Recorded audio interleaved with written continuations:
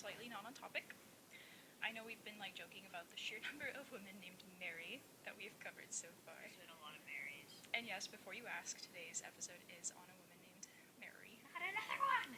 So at first, I honestly did not want to do today's podcast episode on her because we've had so many Marys. But the more I thought about it, that wouldn't be fair, obviously, because each Mary we have is obviously a different person with different goals, different achievements, a different life. They don't look anything alike. The only thing they share is their name. However, this did make me really curious about popular baby names during this time period, specifically the statistics of it, because I'm weird. So obviously we know that Mary is up there and popular, but just how popular is this name? So I consulted the official Social Security baby name record thingy. Oh wow, you were really official. I was not at work doing this, using company time to look at baby names. So this is for just the USA, but it would only let me go back to 1880 on the site by decade. But get this, Mary was the number one name from 1880 up until 1960. And that's just the U.S. I know, because I know it's even more common in Britain, yes. England. And in 1960, Mary was only number 2. It was number 2. Oh wow. So, yeah, that's 80-something years recorded just in the United States, and I bet that it went before the 1880s as well. It was so popular, we just don't have good record of it. Right. And also England, we're just talking about America, like you said. In the 1800s, only 1/4 of baby girls in England and Wales were named Mary. So, if you had a group of 5 friends, at least 2 of you were being named Mary. Yeah, exactly. That's crazy. So obviously this is probably because of figures such as Mary I of England. Mary I. Mary what? Mary the first? The first Mary? I think it's funnier to say Mary I. But yes, the first Mary. Okay. And for whatever reason, this carried on for about a century, and almost 2 centuries if you include America. So, do you think it's because Mary, the Queen of England, or yes, Mary, that the is, religious figure in the Bible? I mean both. There's a lot of popular Marys, but specifically around Queen Mary's time. I see. It's kind of when there was a big spark and a big rise, and because religion was so popular at the time, Yes. it probably correlated to be oh my God, Mary in the Bible, but also Mary the Queen. We love you, Mary. Lots of Marys. Yes. Hopefully not too many Virgin Marys. As in Virgin Marys having children. Marys can be virgins if they want to be, but I hope they're not randomly getting impregnated. Disclaimer. But yeah, so that's it for a little rant. I've always found it very interesting on what people choose to name their children. So if you're weird like me, maybe you also appreciated that. And if you're like Emma's mom, you just name your kid your name. Dude, I bet if my mom was a Mary in the 1800s, she'd name me Mary too. So, to today's episode, we are called The Great Menstrual Lie. The episode is called The Great Menstrual Lie. And as ridiculous as this sounds, it was an actual medical debate in the 1800s. Male doctors literally believed that periods made women too weak, too emotional, and too unstable for higher education or real careers. BFFR. So today, we're talking about a woman who used real science to shut that argument down. This is the story of Dr. Mary Putnam Jacobi, the woman who proved menstruation was never the problem. The pseudoscience was. Intor.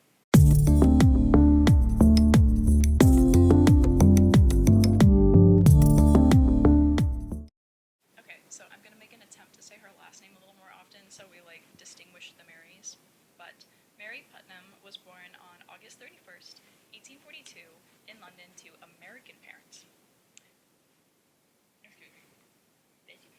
I don't know. Okay. Anyway, so her family returned to the United States in 1848, and she was raised as the eldest of 11 in Staten Island, New York. Her dad was George Palmer Putnam, who was a publisher. From a very young age, her father's business, as well as her family's social circles, allowed her to meet several very successful authors, such as Edgar Allan Poe. She met the Edgar Allan Poe. I feel like that's crazy. But so when Mary was 12 years old, Her father published Dr. Elizabeth Blackwell's first book, who, by the way, she was the first woman in the United States to earn a medical degree. So, although her dad thought that medicine was not a proper profession for women, he did support Dr. Blackwell's views on hygiene and public health. Dr. Blackwell later became a valuable mentor for Mary Putnam a little bit later on in her life. However, while Mary was still young, her mother was her primary educator, and she later attended a private school in Yonkers. Yonkers? Yeah, That's a real place? apparently. Yonkers. It's kind of fun to say. Like, where are you from? Yonkers. Or it could be like a exclamation. Yonkers, dude. What is the thing that they say in, like, Scooby-Doo? I want to say G. Willikers, but that's not it. Zoinks? Yoinks! That's exactly what this sounds like. So, from a very young age, her parents wanted Mary to basically dedicate her life to literature, kind of like her dad. But Mary didn't really think that that was her calling in life, though. So after her graduation in 1859, when she was about 17 years old, she decided she wanted to pursue medicine. Her family had a hard time coming to terms with this, and I suppose it was worth noting that during the 1860s, the idea of a woman pursuing a professional career was difficult in general for parents to support. The fact that it was medicine was even worse. But even though Mary received what was considered an advanced chemical education, it was still expected that she would take up domestic obligations that were associated with being a woman and the eldest of a large family. Her father was very wary of her career choice, called the idea repulsive for a woman, that's a quote, repulsive for a woman, and wrote several letters encouraging her to delay her career choice for several years so that she could help her mother with child rearing. When she was when she was 17, she began working for Dr. Blackwell at the New York Infirmary for Women and Children, ignoring her father's concerns that pursuing this quote-unquote masculine profession would lead her to become infertile. Which is frustrating because, like, people still low-key believe that. Yeah. They're like, oh my god, your biological clock? Are you concerned about your biological clock? Time's a ticking. You have 2 years left. Exactly. Like, you still want to go to school? Ugh. So. I mean, I don't want to go to school, but I have to. It's not a choice. It's a need. I suppose. I feel like that makes it a want. But, so, the infirmary and the school that it was later expanded to include, were run by Dr. Elizabeth Blackwell and her sister Emily, who, by the way, had co-founded the infirmary. Emily continued to lead the organization after Elizabeth went back to the UK permanently. During her early years, Mary witnessed a lot of human suffering, to put it lightly, as the Civil War was ongoing between the years of 1861 and 1865. In June of 1863, she traveled to New Orleans, initially to find and care for her brother named Haven, who had contracted... Well, it was like... I don't really know. I'm assuming... I couldn't really find much on this. I think he was part of maybe the war, and he contracted malaria during the war. I see. That, or he was just like somewhere over there, and they were just like bad at like keeping up with each other. Okay. You know what I mean? Be like, where are you exactly? I thought Get they back to you in snail mail. lost him. Because you said find. Yeah, but I don't know. I think she like knew his general location. She was like New Orleans, but where in New Orleans? I'll figure that out. The people from New Orleans are gonna get mad at you for pronouncing it as New Orleans. There's 4 viewers. 4. None of them are from there. Okay, but anyway, so her brother has malaria. She's going to find her brother who has malaria. And then by the time she finds him, he no longer has malaria. Oh, rip. Bro was totally fine. He was just chilling. He was like, hey Mary, how are you? You want to hang out for a while? She wasted so much travel. Yes, but not all was lost. She ended up staying in Louisiana for a couple of months, and she spent her time volunteering at the local hospital. The hospital. And the Freedmen's Commission, which was an organization that provided education, medical care, and support for formerly enslaved people. So Mary returned north after like these few months. She low-key had a bunch of schooling to do. At the first woman in the United States to earn a degree in pharmacy from the New York College of Pharmacy. So she was the first pharmacist. I guess so. Pharmacist in the US. Yes. Okay. She didn't really do pharmacy Oh. in that way. Because then, right after this, she went straight to the all women's, at the time it was called specifically the Female Medical College of Pennsylvania. And in 1864, she earned her doctorate of medicine. So I think it was kind of a stepping stone to help her get into, like, medicine specifically, because she wanted to be like a practicing doctor. I think she and the woman that we talked about last week, I think they were there. I think they graduated in the same class. That's cool. Oh my god, why am I blanking on her name? Susan LaFlèche Picot. I think they graduated. I think they were the same class and graduated at the same time. That's awesome. Yeah. They probably knew each other. Yeah. Oh yes, and another note is that the Female Medical College of Pennsylvania, again later the Women's Medical College, yada yada yada, it was the first accredited women's medical college in the entire country. So, Eva gave me a beautiful quote from a very lengthy letter that her father wrote her while she was in medical school. So I'm gonna say this quote from a very angry man. You know, Mary, you know very well that I am proud of your abilities, and willing that you should apply them even to the repulsive pursuit, in parentheses, for it is so in spite of oneself. I don't even know what. So confusing. I think he's calling her selfish. Okay. She went to do medicine, and he's like, no, don't do medicine. Continuing on. But don't let yourself be absorbed and gobbled up in the branch of the animal kingdom ordinarily called strong-minded women. AKA, if you're a woman, don't think. I can't believe he called it part of the animal kingdom. That's crazy.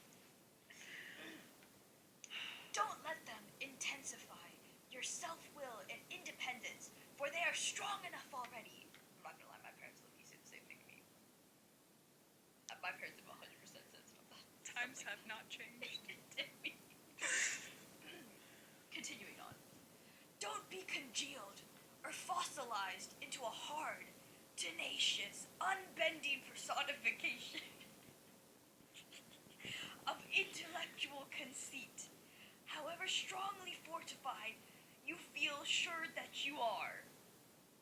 So don't become a doctor even though you feel like you should become a doctor, but you shouldn't become a doctor because I'm telling you you shouldn't become a doctor. Moving on. I do hope and trust you will preserve your feminine character, and with all your other studies, study a little bit of the proprieties and elegancy of life. My mom be saying the same thing to me. Be a lady from the dotting of your eyes to the colors of your ribbons, and if you must be a doctor and a philosopher, be an attractive and an agreeable one. Good thing me and Eva are both going to be attractive and agreeable hot doctors. And agreeable? You're right. Eva will be agreeable. I will not be agreeable. The times clearly have not changed. Thank you, Disha. Anyways, yeah, I don't like her dad. That was rude and stupid. At least he was like, if you have to be a doctor, be a doctor. But like, that's like emotional blackmail. Oh, 100%. Like, but like, it's like, at least he didn't cut her off and be like, goodbye. I suppose. Goodbye forever. I suppose. But I am not a huge fan of them. It's like, I don't know what would be worse. Like, just like not dealing with your parents and being like, okay, like I've accepted that they can't deal with me, let me just move on with my life. Or like your parents constantly like nagging you, but at least they're around. But it seems like they had an okay relationship, like they kept in contact, but then like every now and then he'd be saying some crazy stuff and she'd be like, stop it, Dad, I'm becoming a doctor. And then he'd be like, okay. I should start writing down the things my parents say. I don't think they'd like that. Well, I would in 50 That years. is true. Someone's gonna write a letter and be like, look at this stuff. Do a really bad old-timey Indian accent. That's hilarious. Okay, so back to Mary. Mary Putnam received her initial degrees, and these degrees got her a lovely little internship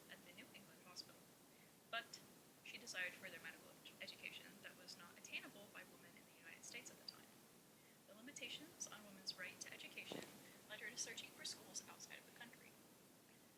So Mary realized that she wanted to go to France. Specifically, can you pronounce this, please? École de médecine of the University of Paris. École de médecine, probably de la Université de Paris. Yes, thank you. Beautiful. Okay, Paris Medical College. Sick. This time, the Paris Medical College did not admit women, but she wanted to go there. I think it's funny that she was like, America has nothing for me. Let me go to Paris, who also does not accept me. Did she not, like, look it up ahead of... Well, I mean, like, you can't look things up back in the 1860s, but, like... No, she knew. She fully knew that they did not accept women. And she was like, I'm gonna make them accept me. I mean, to be fair, at that time, there were other people doing stuff like that. This is true. This is true. And I think she was like, this one's one of the best. Like, I want to go to this one. Mm-hmm. So, however, with Dr. Blackwell's support, she was able to, like, begin working in clinics in Paris, which helped her, like, expand her professional networks and reputation. Yeah, she kind of just, like, ends up in Paris at this point. She's like, I want to go there. I'm moving to Paris. You've heard of Emily in Paris? I now give you Mary in Paris. That's good. That's good. But yeah, so she ended up working in some of the finest labs in Paris. She worked for also some of the greatest and finest research scientists, at the time. All of her instructors absolutely adored her and tried to get her into as many clinics as they could. They kind of made it into like a competition because like they knew that the more clinics that she got into, the more chance that she would have into getting into like the College of Medicine, Paris. Yes, okay, but so, after all this work, she was the second woman to ever graduate in 1871. Oh, sorry, I skipped a part. In 1868, she became the first female student to be accepted, and then the second woman to ever graduate in 1871, despite the 1870 siege of Paris by the Prussians. How was she the first to be accepted, but the second to graduate? She was probably first accepted, but there was probably someone else in her class who was also a woman who got accepted, and then that woman probably graduated first. Early? I see. Yeah. Imagine it's like... I had to think about that for a really long time when I was writing this. Like, you're both accepted at the same time, but it's like it clumps in where, like, your graduations are on 2 different days, and, like, someone else just happens to walk first, and so then you become the second woman to graduate instead of the first. I mean, that's possible. Because technically it would be written down like that, but that's crazy. Yeah. That's funny. I'd be so mad. So, with her several degrees and clinical experiences, Mary Putnam returned to the United States as arguably one of the most educated physicians of any gender in the country.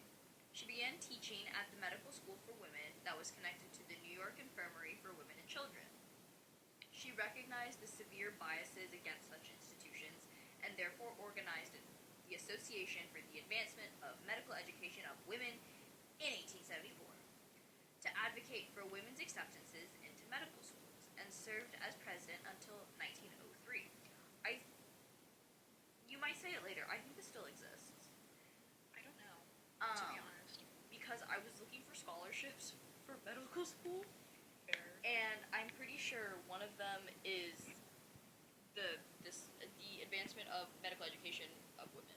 That's so cool. Yeah, I like remember going through it, and I was like, I'm pretty sure this still exists, and they have a scholarship. So, sorry if you hear rumbling. I need to adjust the... Oh, that's gonna be so loud. I'm not cutting this out. Anyways, in 1873, Mary Putnam married Abraham Jacobi, who was a prominent children's physician. He was 12 years older than her, which isn't important, but like...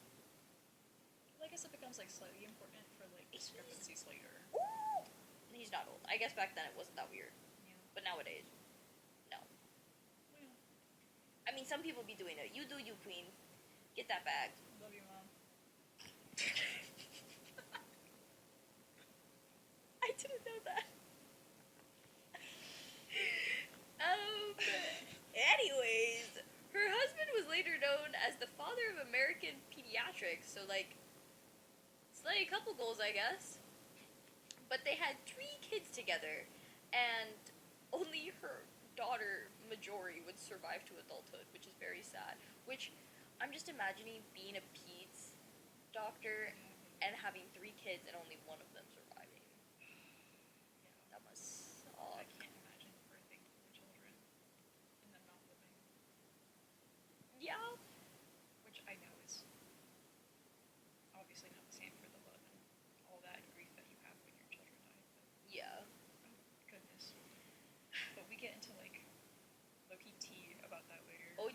Okay. Kind of depressing, but also really crazy. Oh no. Okay, so continuing on. Mary's father, who I don't like, but maybe Mary liked, died in 1872 and never got to see her get married. So sad for him. You get what you get and you don't throw a fit because you were really rude to your daughter. Mary was really sad. Oh, Mary Putnam was still mourning black at her small courthouse wedding for her father. That makes me assume that they had an okay enough relationship. Ugh, I just don't. She wore black to her wedding. Hey, it's become a trend now. Oh, no. I get it. Obviously, like, people are, like, us Yeah. looking at this from an outside perspective, just being like, ew, men hate on them, but, like, I know, like, it was different back then, and I guess people love their families and parents and stuff like that. Yeah, I mean, you can also be like a overall good person who doesn't always get everything right. I think, yeah, Unfortunately. most people are like that, sadly. Yeah, nobody's perfect. I'm definitely not. Yeah, same. So, at this time, there were almost 2,500 women doctors in the United States. Fun fact about that number, that's also how many either Marines or SEALs there are in the United States. That's not a lot. It seems like a big number, but that's teeny. Yes, I don't remember. I think it's the Marines. There's only 2,500 Marines that Oh are my active goodness. duty. That's wild. I know this because I was Really? listening to Stephanie Sue's podcast about a murderous couple, and somehow the military was involved. But there's only 2,500 Marines, Oh my goodness. and there were only 2,500 women doctors in the United States That's wild. at the time. Okay, well, yes. So a few of these women ran like different hospitals across the country, worked in hospitals, yada yada. So, of course, women patients often preferred to see women doctors. What a shock. Well, this sparked resentment among the male doctors. Many of the men considered themselves to be experts in women's health and thought that the women were unfit to have any other job other than teaching or nursing. They published so-called scientific papers, in quotes, in which they claimed with zero evidence that women were biologically incapable of pursuing higher ed because menstruation made them constantly sick and emotionally unstable. But when we go to the doctor and we're like, I am sick and unstable, they're like, no, you're fine. Yeah. It's giving two-face. Or she's like, can I have pain medication for this surgery? And they say, LOL, no, it's your uterus. It doesn't have pain. And you just look at them like, I wish you had uterus. Anyway. But yeah, so they were like, you're taking my job, so I'm going to say that menstruation makes you unstable, is basically what they were doing. The most popular example is the 1873 book titled Sex in Education, or A Fair Chance for the Girls, by, get this, a Harvard professor named Dr. Edward Clark, who argued that girls should not be allowed to study more than 4 hours per day, should be kept separate from boys, and take every 4th week off entirely just to make sure that they will not become infertile and will not devolve into a theoretical third gender that he called a gene, and compared basically to sexless termites. It became a bestseller internationally. We've come so far, yet not at all. Because, personally, I would love to not study for more than 4 hours a day. And I know that women's right, we fought for having the rights to actually be able to study. I don't want to study. But continue on. Like, I don't want to study, but I also don't want to be told that No, I can't study. exactly. Yeah. Yes. But at least now we can study. We can lock ourselves in the dungeon of the library and study from sunup to sundown and see no light. It'll be worth it. It will be worth it. We're gonna be, what was it again? Attractive and agreeable doctors. I think the point is we don't want to be agreeable doctors. But by Clark's interpretation, we're going to be sexless termites. You know, I'd love to be a sexless termite. I feel like I would get so much more done. I would be more effective. Dr. Termite? Dr. Termite. Dr. Termite. Okay, so Mary Putnam's experience in the clinics and labs of Paris allowed her to be one of the small number of medical professionals who engaged in methodical scientific research during the time when medical research that we know today was still new. basically, these people publishing scientific papers were just like, I have a theory, so it must be fact. Yeah. That's not how science works. Fun fact. That's like why so much in your biology book is just like wrong, because there's no like, it just goes back so far, and like at some point like someone has no sources and it's just what they think, but then someone else will cite them, and then other people will cite them, and it's like Snowball. endless. Yeah. But she was the perfect candidate to argue such baseless claims such as that of the aging and sexless termites. Yeah. But she could actually argue them with science and fact. Mary was one of several prominent activists and scientists to respond to Clark's book. I miss the day and age when someone would like react to something. Like I guess like now people do it on TikTok, right, where it's like reaction. Right. I don't know if that happens. Does it really? No, I feel like it doesn't. Like Or like it if it does? does, it's like subtle. Like it's Yeah. not like a. Because I remember, I think it was like, it might be Hamilton, where it's like someone publishes something in like a newspaper, and then in the next like edition of the newspaper, it's like in response to Alexander Hamilton's remarks on the 15th And Amendment. everybody like knew about it and was invested in it, and like I think that's what made me applaud it. It was it was like the tea of the day. Like, I guess that's what. Yeah. But Mary responded to Clark's book, and she wrote her own essay titled Mental Action and Physical Health in the Education of American Girls, which was published by her father's company in 1874. Her essay dismantled Clark's arguments, and it received great praise and recognition as a doctor and a women's education advocate. Okay, so this is where it gets kind of fun. Oh, So at the time, yes. the Harvard Boylston Medical Society comprised Boston's medical elite, and every year the top male physicians would host like a little friendly competition. The doctors would be given 2 years advance notice of a topic on which to submit like essays, and then they'd like read the essays, whatever, debate them, they pick a winner. But in 1874, the society announced that the theme. Sorry. Ignore that. The theme for the 1876 prize would be whether women require mental and bodily rest during menstruation, and to what extent. This was like a very heavily debated issue. In 1876, Mary published The Question of Rest for Women During Menstruation.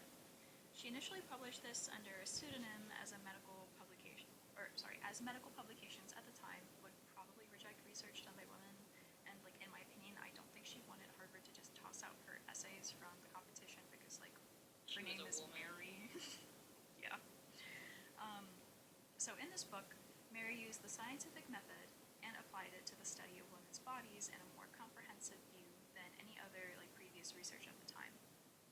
Of hundreds of women that Mary surveyed on experiences during menstruation, over 1/3 of the responses indicated that they were not conscious of any change at all throughout the menstrual cycle.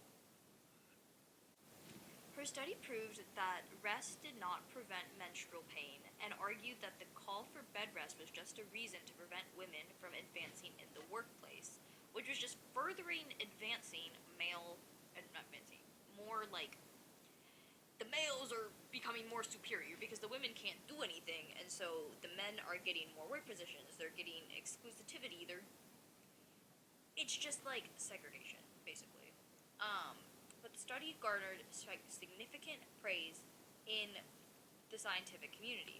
It also reflected the growing discussion around women's rights more broadly, such as recognizing that women couldn't be trusted to be educated and they couldn't be trusted to vote.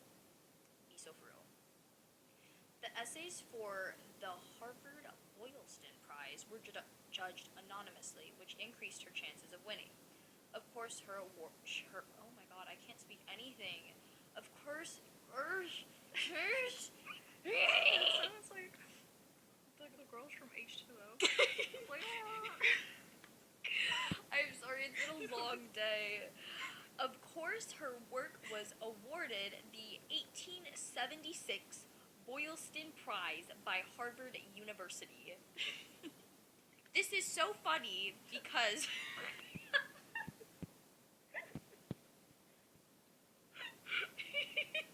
So funny. Anyways, it was there was a lot of irony because they like presented they were like, you know, she won, or well, he won, and then like he came up and he became a she, and they were outraged that the study was conducted by a woman. But her essay proved that women could present logical and scientific data in a world where the field thought this to be a male characteristic. Before they knew she was a woman, they were like praising the essay and being like, "This is the best work that everyone's done in such a long time. Like, we love the Boston elites." And then she came up and they were like, "Oh, can we take back what we JK. just said?"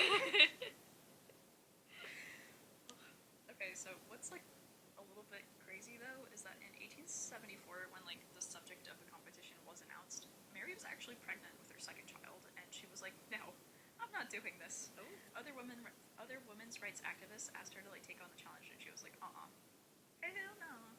But she also believed that like even if her essay was chosen, she would be disqualified, and when the committee found out that she was a woman, they'd be like mad and just toss her work away. I'm honestly kind of surprised that didn't happen, but anyway. So although she obviously was like eventually persuaded, she didn't have the full 2 years to conduct her research.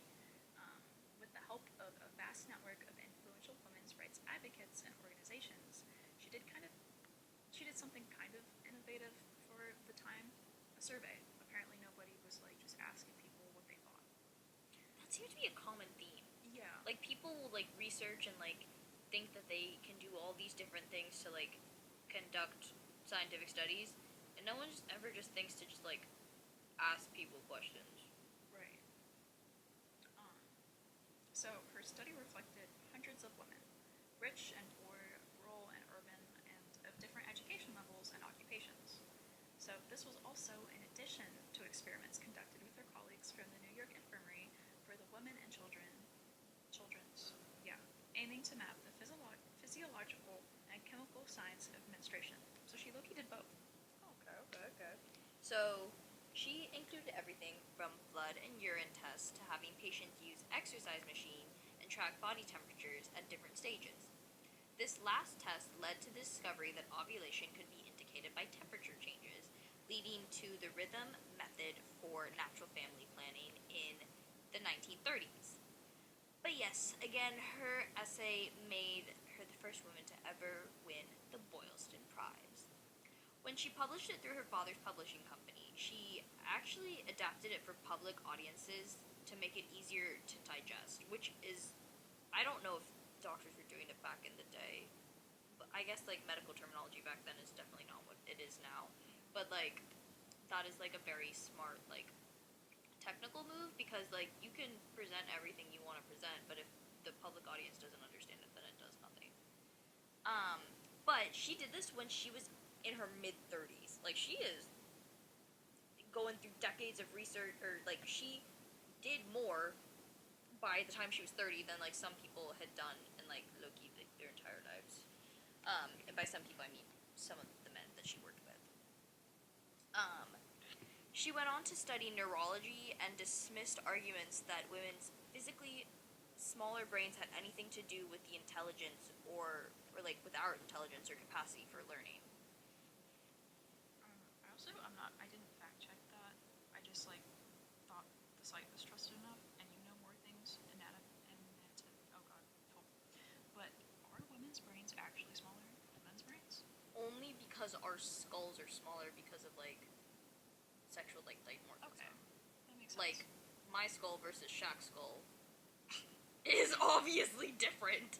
Like you versus Dwayne The Rock Johnson, one of their heads is bigger. Yeah. But yeah, so, I guess I could have just looked at Blake. He got a big old head. Right. And even then though, sometimes it's not always definitive. Like you may have a thick skull and your brain may not be. Like there's a range for like how big people's brain. There's like an average, but obviously it's like not the same. Really strange. What is the average human brain size? I feel like it's like a weird question that you don't really think of. Imagine looking at someone being like, how big is your brain compared to my brain? 1,200 to 1,300 cubic centimeters. Oh my gosh. Yeah. The brain weighs on average 3 pounds. Women versus men brain size. This is me versus like. Yeah, so oh my gosh. males are slightly larger, but that's just because they are physically larger. Which makes sense, yeah. Okay. That's kind of cool, though. Alright, so Mary became a professor at the post-grad medical school, lecturing on childhood diseases to male and female physicians alike. Pretty much for free. She did not get paid for this. What? She was just like, oh, I'll yap and be a professor, but they didn't pay her because she was her. That's crazy. Yeah. Mary's later works were based on the prevalence of hysteria in women. In her 1888 volume, Essays of Hysteria, she argued that hysteria was a disease of nutritional inadequacy, linking it to a lack of nerve stimulation. She recommended that to prevent and treat hysteria, social and economic conditions for women should be improved to allow them more active roles in academia and the workplace. She wrote extensively, continuing to advocate for women. She also mentored young women physicians, promoted public health, and fought for equality in education as well as, other women's rights like suffrage. In 1880, she became the first woman admitted as a fellow to the New York Academy of Medicine. So, when you were looking these up, did it say, what they described hysteria as? No. Okay. Because I have seen many places, oh, this is hysteria, But it was just an orgasm. Yeah, exactly, which is probably what they're referring to at this time period. But, because so many different things were characterized as it, she probably was looking at it more generally, from my understanding of the Because, I've seen hysteria, just described as, delusion, schizophrenia, orgasm, being seizures, bored. Anything like that. Just, anything that just was, off. Right, you're a woman and something is wrong, it's hysteria. Right, exactly. You don't love your husband, hysteria. Exactly. Speaking of husbands, Mary and her husband's marriage started to deteriorate. Even though when they met, Abraham was considered a progressive doctor who had advocated for better contraception, but even for Mary's membership as one of the... Sorry, he was advocating for a lot of good progressive things, like contraception and... he wanted Mary to become a member. Okay. Yes. Girl, I'm so sorry. That was so confusing. Okay, he wanted contraception, and he wanted Mary to be part of the New York State Medical Society, and he was president, so he thought he could do that. But after the birth of their second daughter, Marjorie, in 1878, Abraham began unsuccessfully trying to convince Mary to stay home and raise their two children. He was like, okay, enough success for you, be a housewife now.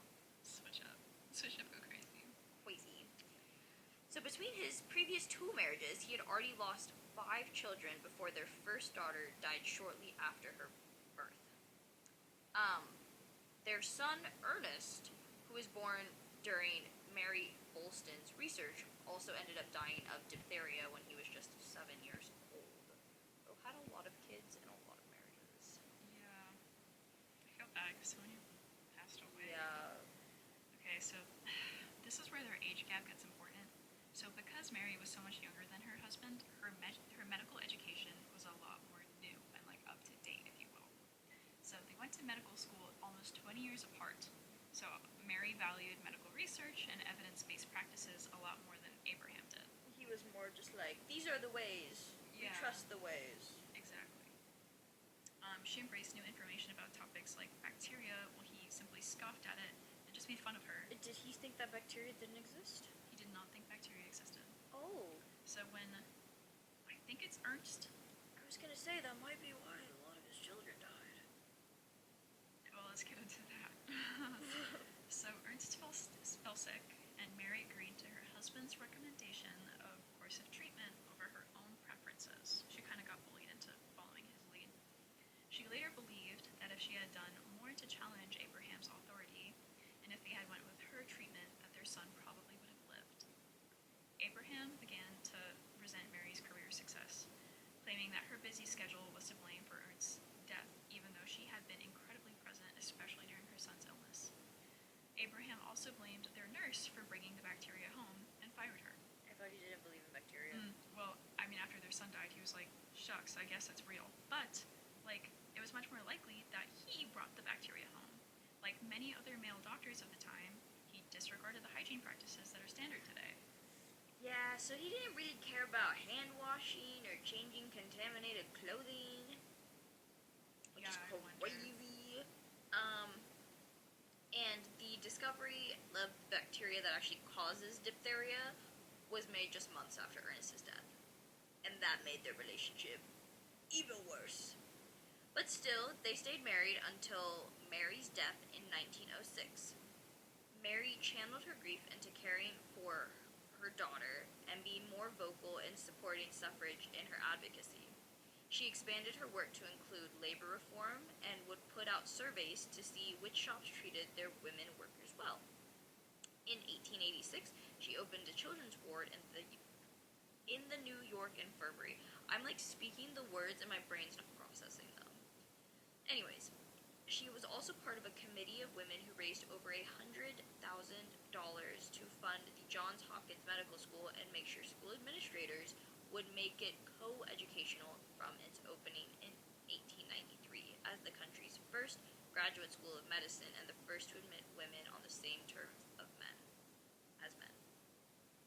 Yes. So, right after becoming a grandmother, Mary began to have episodes of terrible pain in her head, as well as hand tremors and nausea that left her unable to do absolutely anything. She began documenting her symptoms and eventually diagnosed herself with a brain tumor.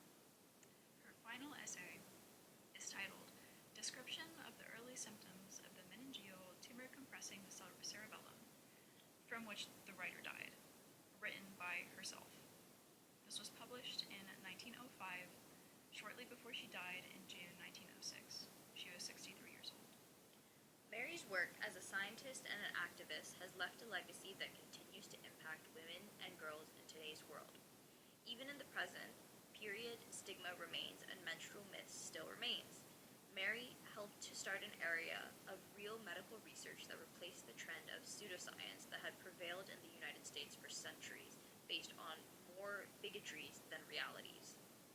The effects of her mentorship can be seen in the works of her students, such as Dr. Anna Wessel Williams, whose work helped in developing antitoxin for diphtheria. She helped foster gender equity in medical schools and educational facilities, and as a result, improved the lives of countless women. She helped foster gender equity in medical schools and educational facilities, and as a result, improved the lives of